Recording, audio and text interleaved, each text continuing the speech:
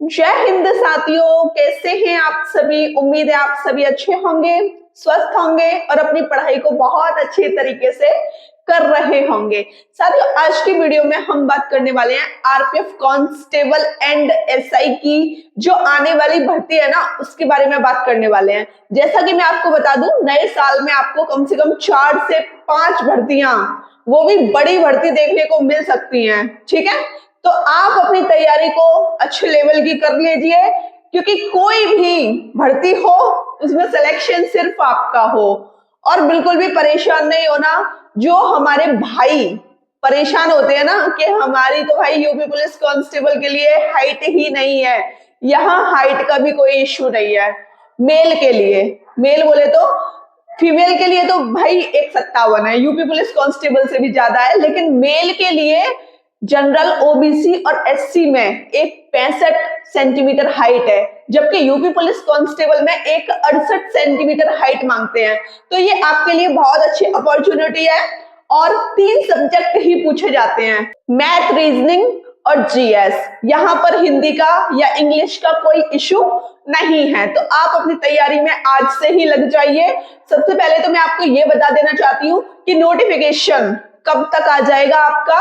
दिसंबर में आपको नोटिफिकेशन देखने को मिल जाएगा। इस वजह से मैंने अप्लाई डेट के बारे में लिखा है कि आपके फॉर्म अप्लाई की जो संभावना बताई जा रही है जनवरी 2024 से बताई जा रही है। भाई 5 साल बाद भर्ती आ रही है, ठीक है ना, समझ रहे हो मेरी बात को। 5 साल बाद जब कोई भर्ती आ रही है, 2024 में आएगी, तो इनको तो क्लियर करानी ही है। बस आप अपना सिलेबस कंप्लीट रखें, बस आप सोच लें कि इस बार एक सीट मेरी है। अब बात करते हैं कि टोटल कितने पदों पर भर्ती आ रही है। 12,476 आपके पद रहने वाले हैं, जिसमें कांस्टेबल के भी होंगे और एसआई के भी होंगे। मैंने लिख दिया है, कांस्टेबल के 9,000 प्लस पद होंगे और आपके एसआई के 3,000 प्लस पद होंगे। ठीक है, एज लिमिट की कांस्टेबल और एसआई दोनों के बारे में बात कर लेते हैं। कांस्टेबल की एज, जो हमारे भाई सामान्य वर्ग से आते हैं, 18 से 25 उनकी एज रहने वाली है। और जो ओबीसी से हैं, मेल की बता रही हूँ, ठीक है, मेल जो ओबीसी से हैं उनको 3 साल का एज रिलैक्सेशन मिलेगा, एससी एसटी वालों को 5 साल का। ठीक है, जैसे ओबीसी 18 से 28, एससी एसटी 18 से 30। ठीक, अब बात करते हैं फीमेल की। फीमेल देख लीजिए। अच्छा, मैंने फीमेल का लिखा नहीं है भाई, ये सेम है। ठीक है, मेल और फीमेल दोनों का सेम है, मेल और फीमेल दोनों का सेम है। कांस्टेबल और एसआई के लिए देख लीजिए। एसआई के लिए 20 से 25 सामान्य वर्ग की आयु होनी चाहिए, और ओबीसी के लिए 25 में 3 ऐड करो, 20 से 28। एससी एसटी में रिलैक्सेशन 5 साल का मिलेगा, 20 से 30 साल तक अगर आपकी उम्र है तो आप एसआई के फॉर्म आराम से भर सकते हैं, बशर्ते एसआई के लिए आपके पास ग्रेजुएशन होना चाहिए और कांस्टेबल के लिए आपके पास 10+2 होना चाहिए। अब बात करते हैं पीएसटी की। हाइट बता दो दीदी एक बार, क्योंकि हाइट में इतना ज्यादा कंफ्यूजन रहता है कि हम फॉर्म भर भी पाते और नहीं भी भर पाते। तो मैं आपको बताती हूँ। देखो, मेल में जो सामान्य वर्ग के हैं, ओबीसी और एससी से हैं, उनकी हाइट 65 सेंटीमीटर मांगी गई है।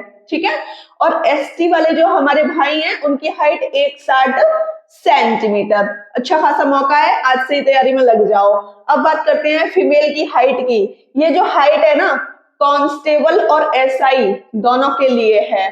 ठीक, फीमेल की हाइट देख लो। सामान्य, ओबीसी और एससी वाली फीमेल की हाइट 157 सेंटीमीटर, और एसटी वाली जो हमारी बहनें हैं उनकी हाइट 152 सेंटीमीटर। अब बात कर लेते हैं कि दीदी जो पीईटी होगा उसमें आप कांस्टेबल और एसआई के बारे में बता दीजिए। बहुत सारे बच्चे कमेंट करते हैं, तो मैं बता देना चाहती हूँ कि कांस्टेबल के लिए मेल की जो रनिंग होगी वो कितनी होगी, लॉन्ग जंप कितनी होगी, हाई जंप कितनी होगी। अभी फिलहाल हम कांस्टेबल में मेल और फीमेल की बात कर रहे हैं। ठीक है, 1600 मीटर की रनिंग होती है, 1600 मीटर की रनिंग। कांस्टेबल में हमारे जो भी मेल हैं ये सबके लिए सेम है, running, high jump, long jump 5 minute 45 second का समय दिया जाएगा। पुरुषों को और फीमेल को 3 मिनट 40 सेकंड का समय दिया जाएगा। लॉन्ग जंप 14 फीट करनी होगी कांस्टेबल के लिए मेल को, और फीमेल को 9 फीट। हाई जंप 4 फीट करनी होगी मेल को और फीमेल को 3 फीट। अब यही बात कर लेते हैं सब इंस्पेक्टर की, एसआई की।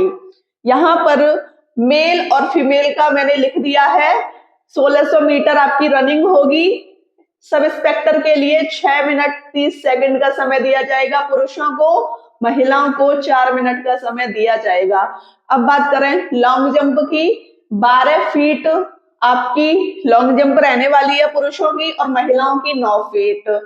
अब बात करें हाई जंप की, तो यहाँ पर सब इंस्पेक्टर के लिए मेल की जो हाई जंप रहने वाली है 3 फीट 9 इंच रहने वाली है, और फीमेल की हाई जंप रहने वाली है 3 फीट। आई होप कांस्टेबल और सब इंस्पेक्टर के लिए आपको रनिंग समझ आ गई होगी, हाई जंप और लॉन्ग जंप बहुत अच्छी तरीके से समझ आ गई होगी। अब हम बात करेंगे एग्जाम पैटर्न की।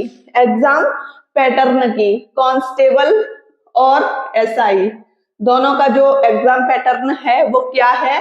देखो, जीके या जीएस की बात करें तो 50 क्वेश्चन आने हैं। यहाँ स्टैटिक से भी क्वेश्चन बनते हैं, polity, geography, physics, chemistry, math, जितना भी होता है ना, पॉलिटी वगैरह, सब कुछ यही क्वेश्चनों में दे दिया जाता है।